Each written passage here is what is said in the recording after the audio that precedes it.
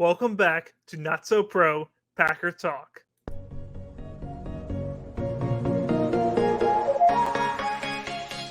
Potentially that this is the best defense on paper.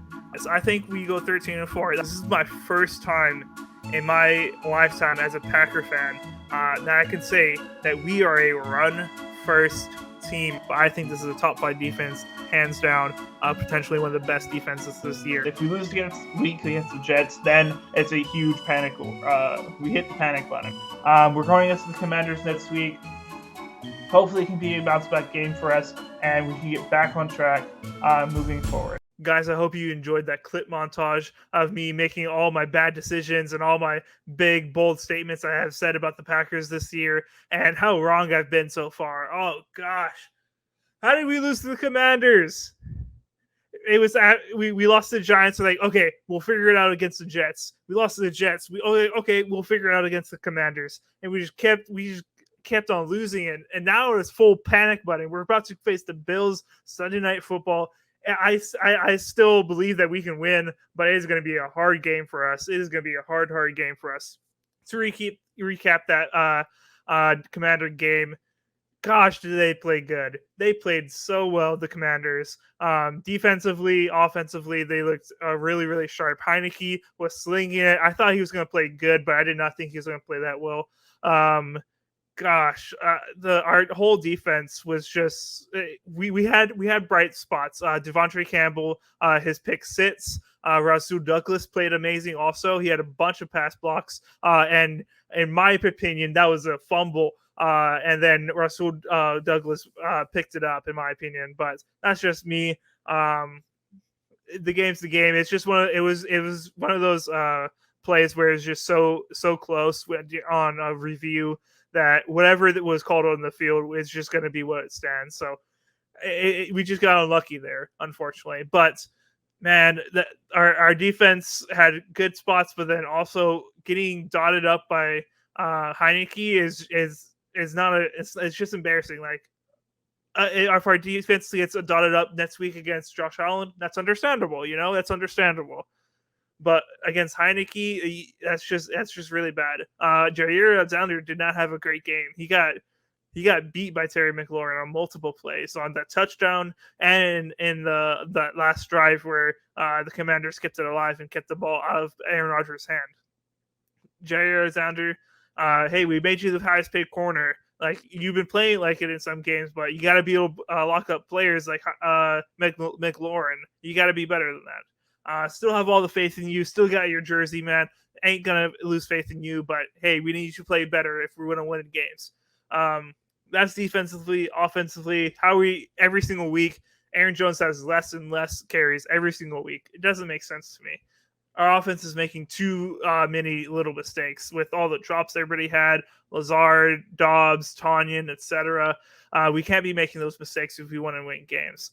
Amari Rodgers fumble on special teams. We can't be making those mistakes. It was just really, really bad all around. Aaron Rodgers is not playing very well also. And really quickly, I want to bring up something that Aaron Rodgers just said on Aaron Rodgers Tuesday at the McAfee show. Aaron Rodgers said that quarterback coach Tom Clements gave Aaron Rodgers his highest single game grade yet this season. So Aaron Rodgers basically just said that everybody else played bad, but my quarterback coach said that I play good. Come on, man! Like, that's not like something what our leader should be saying. That's so embarrassing, so embarrassing. Rodgers, you're supposed to be a leader of this team. You're supposed to take ownership to say, hey, that's on me. I got to play better. I got to be a better leader. I have to be a better quarterback. That's the type of things I want you to be saying, not be like, hey, I played well, but everybody else played like crap. And that's why they should be benched. She said that players that are making mistakes shouldn't be playing as much. They should see their snaps reduced. It's like, come on, man. I want the same thing for you then. I want to see Jordan Love in a few drives because you have not been playing very well. Yeah, apparently Tom Clements had you as your best graded game so far, but you have not been playing very well. You've been missing throws. You've been not playing up to your potential. Like, it starts with you, man, and that's the type of leader I want in this team. And you're not being it. Like the hippie stuff that you do, it works when we're winning, but when we're not winning, I don't want to hear about your hippie crap. All right, man. I don't want to hear about it. I'm so frustrated with Aaron Rodgers right now. So that's what I thought about the Commander game and the aftermath of it. But let's get into this topic of the video. Who should the Packers trade for? And for me, this is a video I did not expect to be making at this point. I thought going into the season that when everybody else has been saying that the Packers need to go out and get a wide receiver, I've been like, hey, I like the people we have on our roster. I like the people we have. I think we can roll with it. I think we can figure it out. But at this point of the year, I don't think we can figure it out if we continue how we're going, especially with the injuries. I say that with the injuries that we've been getting. Sammy Watkins just came back from the injury, but Randall Cobb is hurt. He'll be coming back in a few days. Christian Watson, a few weeks. Christian Watson is currently hurt. So I imagine he's going to be out for another week or two. And then Alan Lazard, we don't know the full extent of his injury yet as I record this video, but he's in a sling right now. His shoulder's hurt. We have so many injuries on our wide receiver. I mean, our starting wide receivers this week with all those injuries is going to be Dobbs, Watkins, and then Samori Toure. Those are our top three wide receivers. We cannot roll into the Bills Mafia like that. We need something better. So this video, I want to talk a little bit about the potential guys that the Packers could go and trade for, and I think could be either an immediate impact or it could be good enough to lift up our offense just a little bit so we can figure things out. So I'm going to go over my top three guys and then a fourth guy that I kind of hope we get, but I highly doubt it. But first person off the board that I want to go with is Marquise Callaway from this New Orleans Saints. Marquise Callaway, he 2 years last year, 700 yards, 6 touchdowns. And then this year, he's been basically irrelevant. He's only gotten 11 catches, 118 yards, and 1 touchdown. He's been very, very quiet. And with a very talented wide receiver roster, depth that the Saints have, they have Michael Thomas, they have Jarvis Landry, they have Chris Olave.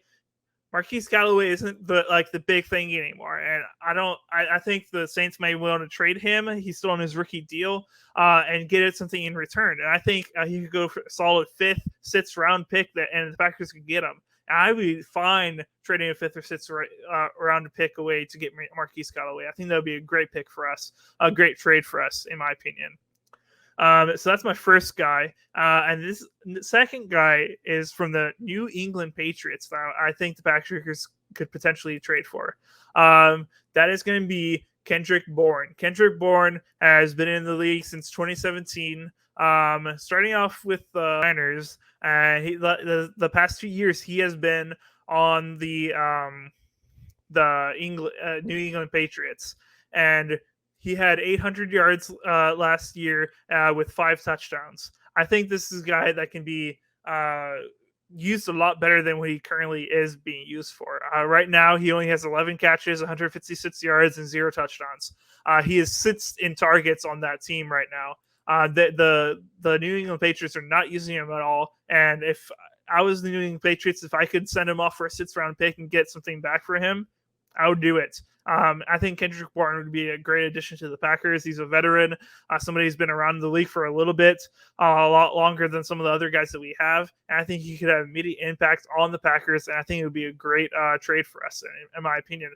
A lot of these guys you can get for really low picks, and I would love to do so. But the third person on my list is going to be Chase Claypool. Chase Claypool, that's what a guy this from 2 years ago. Chase Claypool, his rookie year, he had 873 yards for 9 touchdowns. And then his second year, he had 860 yards for 2 touchdowns. And then this year, he's been very quiet. He has 28 catches so far for 266 yards and 1 touchdown. Not a lot going on. And the Steelers, they have Deontay Johnson, they have Pickens, They have these other people right now, and they're kind of in a little bit of a rebuild, not knowing who their quarterback is, kind of trying to build around Pickett.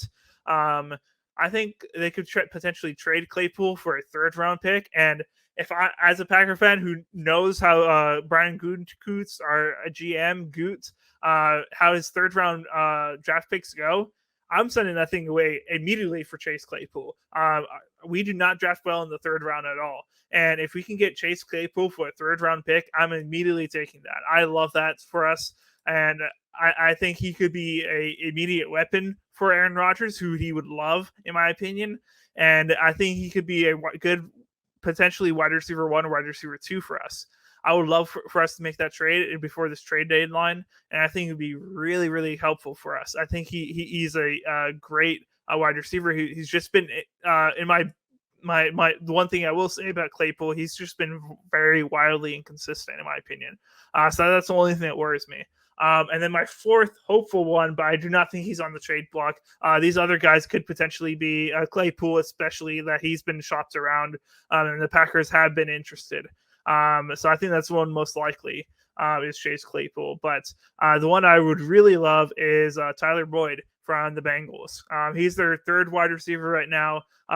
In my opinion, probably the best third wide receiver in the league. But Bengals aren't using him that much, honestly. And if you can trade him away for a second, third round pick, do it. In my opinion, he's only going to be getting